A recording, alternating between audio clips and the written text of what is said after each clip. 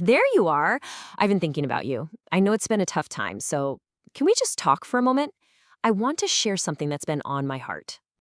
I know. I can hear that thought whispering in your soul. After all that work, all that hope, the result just wasn't what you dreamed of. So this idea comes to you, doesn't it? It feels like a shield, something to protect your wounded heart. And please, believe me when I say this. I understand how much you're hurting right now. It's a sharp pain, isn't it? The kind that makes you want to just turn away and build a wall so you never, ever have to feel it again.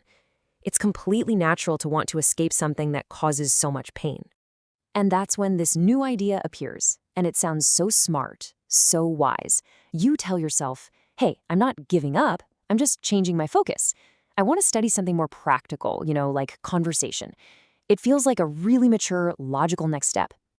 But I have to ask you, and I'm asking with the deepest care for you, is that really what your heart wants? Or is it maybe a beautiful story you're telling yourself just to soothe the ache of feeling defeated? Just think about it for a second. If this passion for conversation was your true goal all along, why didn't you feel it before the results came out? Why did it suddenly show up so strong and so clear at the exact moment you were faced with failure? The answer is actually really simple, and it's deeply human. It's because you don't want to lose again. You can't stand the thought of putting your heart out there, giving it your all, only to have it broken once more. Just think about the difference. The JLPT is so black and white. It's pass or it's fail. The result is absolute. It's a clear measure of your hard work. But conversation study, well, there's no real finish line, is there? There's no certificate of failure. And because of that, there's no risk of losing. It's a safe place, a harbor, to hide from that clear-cut judgment. Now listen, I need to be completely honest with you. What I'm about to say might be hard to hear, but I'm only telling you this because the thought of you living with regret down the road, it's something I just can't bear. So please, just hear me out. The person who runs away from this challenge, in their own story, they stay the one who failed. But the person who stands their ground, who faces the pain and decides to keep going, that person, sooner or later, becomes the one who passed. This isn't about talent. It all comes down to a single choice. Do you run or do you continue? And there's one more truth. It might sound a little harsh, but it's so important that you understand what's really at stake here. When you turn your back on the structure of the JLPT, what often happens is you turn your back on structured study altogether. Your Japanese skills won't just magically blossom on their own. Your vocabulary, your grammar, your reading, these things are built brick by brick with focused effort. Fleeing the test usually means that building just stops. But let's not talk about escaping.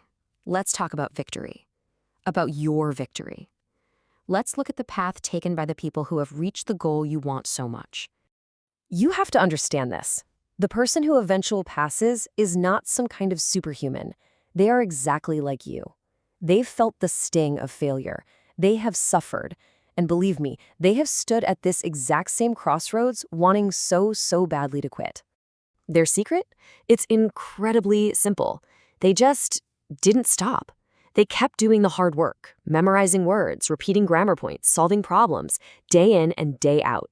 And through that simple, heroic act of just continuing, they literally transformed who they were.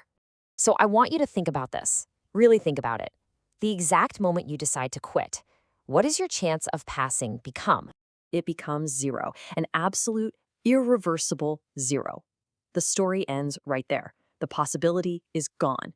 But, and this is the most beautiful truth of all, as long as you continue, as long as you take just one more step forward, your chance is never zero.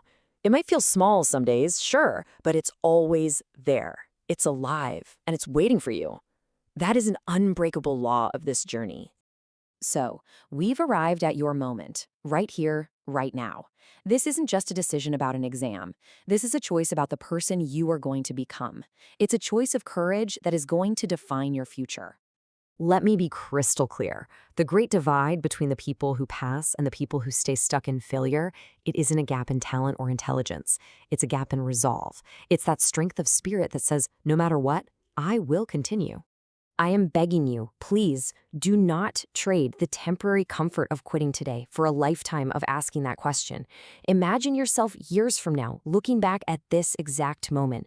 The pain of what if is so much heavier than the pain of failure ever was. So, who will you be? Will you let this chapter be the end of your story, or will you be the hero of your own tale, the one who fell, yes, but who got back up, stronger and more determined to seize the victory that was always meant to be yours? The path forward isn't easy, I know, but you won't have to walk it alone. So take my hand. Let's face this challenge together. Now, will you come with me?